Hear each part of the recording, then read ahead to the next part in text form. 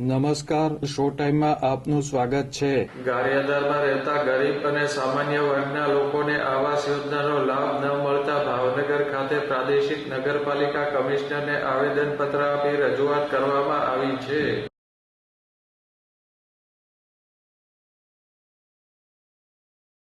ગારિયાધારમાં રહેતા અનેક પરિવારોએ આવાસ યોજના માટે ફોર્મ ભર્યા હોવા છતાં છેલ્લા 1.5 વર્ષથી આવાસ યોજના માટેનો ડીપીઆર મંજૂર કરવામાં આવ્યો નથી। આ પ્રશ્ને નગરપાલિકાના ચીફ ઓફિસર અને મામલતદારને રજૂઆત કરવામાં આવી હતી, આમ છતાં કોઈ કાર્યવાહી થઈ ન હતી। આજે તમામ લાભાર્થીઓ ભાવનગર ખાતે આવેલ પ્રાદેશિક નગરપાલિકા કમિશનરની કચેરી ખાતે એકઠા થયા હતા અને નગરપાલિકા કમિશનરને આવેદનપત્ર આપી રજૂઆત કરી હતી। 3 નગરપાલિકા જોતા હતા, અત્યારે હવે એમની પાસે 3 માંથી 2 નગરપાલિકા થઈ ગઈ, સિહોર, ગારિયાધાર અને પાલિકા।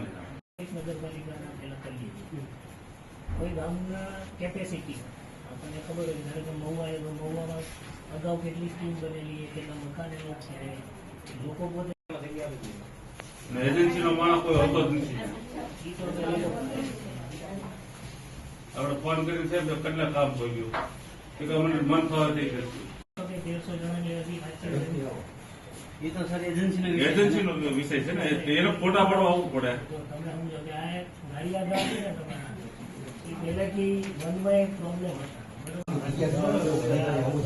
પ્રાદેશિક નગરપાલિકા કમિશનરે રજૂઆત સાંભળી યોગ્ય કરવાની ખાતરી આપી હતી।